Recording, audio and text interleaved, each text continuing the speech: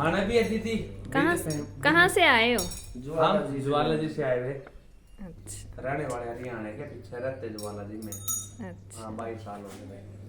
हर साल शिवरात्रि का भंडारा करते हैं नहीं बहन जी? लगती है साल में एक बार शिवरात्रि का। साल में 2 फेरी लगते हैं हमारे, श्रावण महीना और शिवरात्रि की। ठीक है जी। 1-1.5 साल तो आपके मकान का काम चला, हमको पता नहीं क्या है।